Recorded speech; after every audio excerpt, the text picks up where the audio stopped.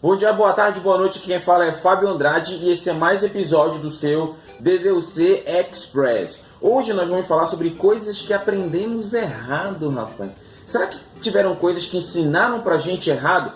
Se você é novo aqui no canal, já se inscreve. Não se esqueça de deixar lá o seu joinha, o seu like, ativa o sininho. E como diria Dixol, que comecem os jogos. Bom, galera, na primeira coisa que vou falar que aprendemos errado, eu quero falar da palavra amém. Amém é isso, aquela palavra amém que você constantemente usa no seu dia a dia. Jesus, ele usou essa palavra pela primeira vez lá em Mateus capítulo 6, do verso 9 a 13. Eu vou ler aqui na minha colinha, então você já dá uma olhadinha aí na sua Bíblia. Lá diz assim: portanto, vós orareis assim: Pai nosso que estás no céu, santificado seja o teu nome, venha a nós o teu reino, seja feita a tua vontade, assim na terra como no céu. E o pão nosso de cada dia nos dá hoje. E perdoa as nossas dívidas, assim como nós perdoamos os nossos devedores. E não nos deixes cair em tentação, mas livrai-nos do mal, porque teu é o reino, o poder e a glória para sempre. Amém.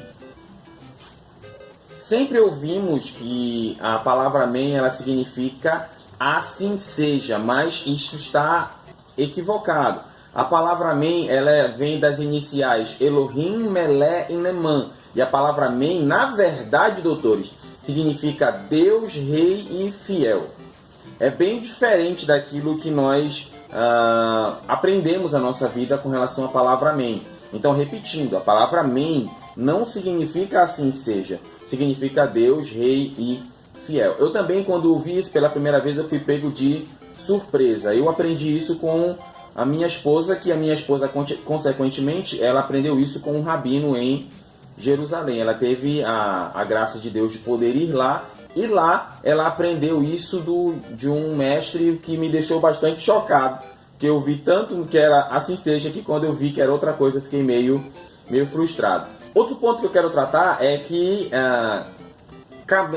camelo pelo fundo de uma agulha. Lá em Mateus 19, capítulo 20 a 24, Jesus é o encontro de Jesus com o jovem rico. É um texto bastante conhecido por você, acredito eu, ou até pela comunidade gospel, que é um jovem dizendo: bom mestre, o que farei para ganhar a vida eterna? E Jesus dá uma série de coisas para ele, critérios e tal. E o jovem disse: mestre, tudo isso eu tenho feito desde a minha mocidade. Aí Jesus diz: opa, então vai e vende tudo que tens e dá aos pobres. E aí o jovem vai embora, porque ele era dono de muitas propriedades. Essa história está lá em Mateus 19, 20 a 24. Aí Jesus fala: é mais fácil passar o camelo pelo fundo de uma agulha do que o rico entrar no céu. Muitas vezes, quando a gente ouve alguém falar sobre esse texto, a pessoa fala fundo de uma agulha como se fosse aquela agulha de costureiro que a gente tem aqui no Brasil e mundo afora. Tem aquela agulha lá que põe a linha, vai costurando. Fundo de agulha não tem nada a ver com isso. A gente tem que entender que a Bíblia, ela foi escrita tendo como base os costumes judaicos. Então, muitas das coisas não tem nada a ver com a nossa cultura aqui. O que é fundo de uma agulha? Lá em Jerusalém tinha uma portinha chamada fundo de uma agulha, uma porta bem estreita, bem pequena. Um camelo, ele não conseguia passar por ela com carga. Para um camelo passar por essa portinha, precisava tirar toda a carga do camelo, e o camelo passava aos empurrões, tinha que ser empurrado ali com toda a força, espremido, para poder passar. Então, o fundo de uma agulha é isso aí.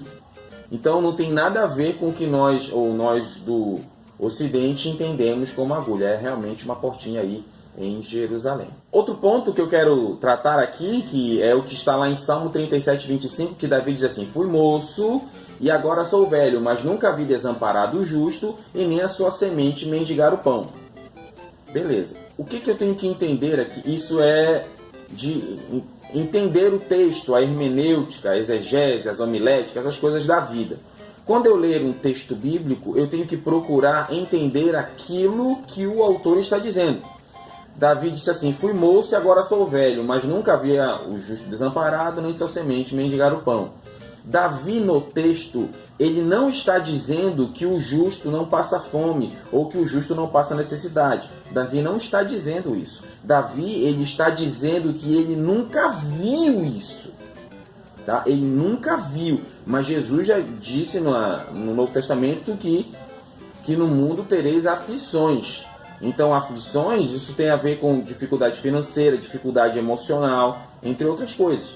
Então, Davi não está falando que não existe, Davi está falando que ele nunca viu. A gente tem que tomar muito cuidado com a interpretação dos textos bíblicos, senão a gente vai ficar indo na onda da teologia da prosperidade. Outro ponto para finalizar o The Deus Express de hoje, a gente podia passar um bom tempo falando sobre algumas interpretações e coisas do tipo, mas eu quero encerrar com este texto em Atos 16:17. Lá em Atos 16:17 conta a história de Paulo e Silas, que eles estavam pregando, aí expulsaram o espírito de uma moça que adivinhava, aí os senhores daquela cidade que viam que o lucro foi embora, mandaram açoitar e prender Paulo e Silas. Eles estavam feridos e acorrentados em um tronco numa prisão. E a Bíblia diz que por volta de meia-noite eles começaram a adorar a Deus, começaram a cantar louvores. Isso você vê lá em Atos capítulo 16, você lê o capítulo todo aí, que já é o seu devocional do domingo. E aí, quando eles estavam louvando, a Bíblia diz que houve um terremoto na prisão e todas as celas, tudo foi abaixo, todas as prisões caíram. Então todos os presos ficaram soltos. E aí a Bíblia fala que o carcereiro entrou lá na prisão e ele ia pegar a espada e ia se matar. E aí Paulo diz assim: calma, não faças isso porque todos estamos aqui. Aí o que é interessante é que Paulo diz assim para o carcereiro: crê no Senhor Jesus e serás salvo tu e a tua casa.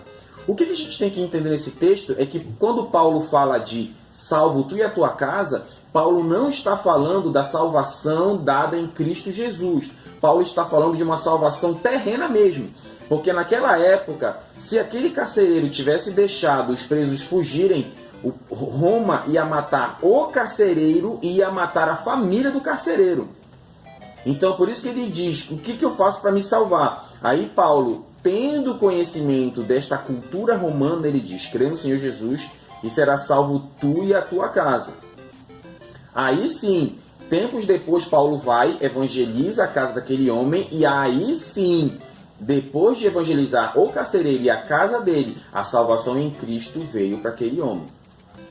Então, isso são só coisas aí que nós muitas vezes aprendemos errado. O que eu quero finalizar esse texto dizendo: tudo o que você ouvir alguém falando, seja aqui no DDUC, seja o seu pastor na sua igreja, seja onde você estiver, sempre averigue e veja se está de acordo com a Bíblia. A Bíblia fala no livro de Atos do povo de Bereia. Tudo que Paulo pregava, os caras iam conferir na Bíblia para ver se estava certinho.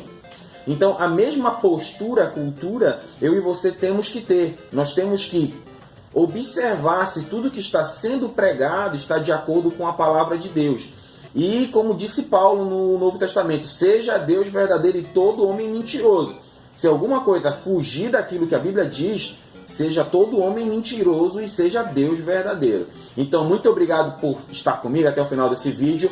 Dê o seu joinha lá, o seu like, aí se inscreva no canal, dê o joinha e muito obrigado. Até domingo no próximo DDUC Express. Valeu!